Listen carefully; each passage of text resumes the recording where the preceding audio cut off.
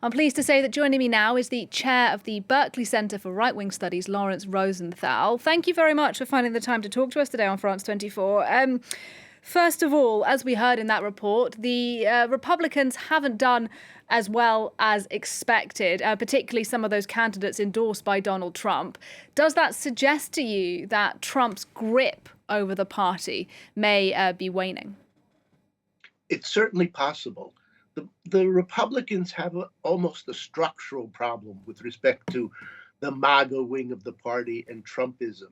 On the one hand, those are the people who are most activated, and they come out for the primary elections, which determine who is going to be the Republican candidate for Senate, for House of Representatives, et cetera, et cetera. So there is a structural sort of built-in um, disproportion toward MAGA Republicans.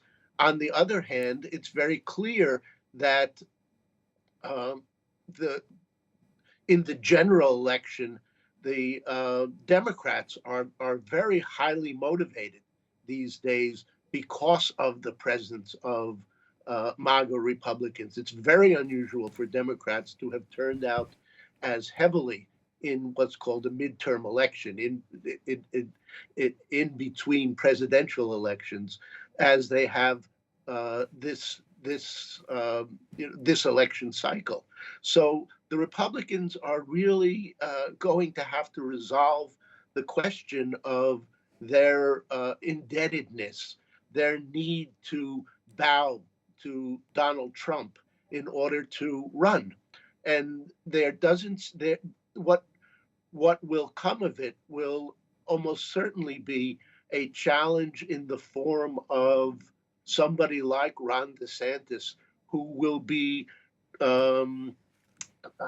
characterized as Trumpism without Trump, Trumpism without the overblown personality difficulties that Donald Trump presented to the electorate. Yeah, Trumpism without Trump, you say, in the form of Ron DeSantis. But either way, in 2024, whether it is DeSantis or Trump, they're both populist candidates, aren't they? DeSantis has modeled a lot of himself on Donald Trump. Does that suggest to you that the Republican Party, since Trump was in office, has sort of changed at a fundamental level and has swung far to the right and maybe rather difficult to swing back to the center?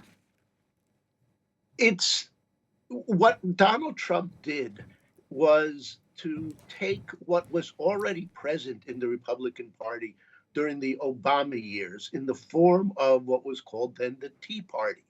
The Tea Party was a populist uprising which began to hold the establishment Republican Party almost in hostage to its claims. What Donald Trump managed to do was to change that, to turn that populist wave away from what during the Tea Party was focused on government spending issues and things of that nature, to turn it to immigration and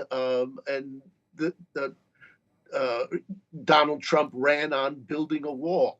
And so it's not entirely new what we're getting in the populist right and its effect on the Republican Party. But what is striking is the extent to which it now seems to command the Republican Party as opposed to being a profound influencer. And another thing that is, at least to me, striking and is relatively new is the percentage of Americans, particularly Republicans, it sits at about 60%, who still don't believe that Joe Biden won fairly in 2020. I mean, what do we do with that as journalists, as academics like yourself? It's been 2 years since that election. How do you convince that bulk of Republican voters that the election was free and fair and the next one will be too? I don't know that the object is to convince them. That may be beyond the powers of rational conversation, to be frank. However, it is striking that the 2022 election, which has just passed yesterday, did not manage to produce the wave. The Republicans, as I suggest, are kind of trapped.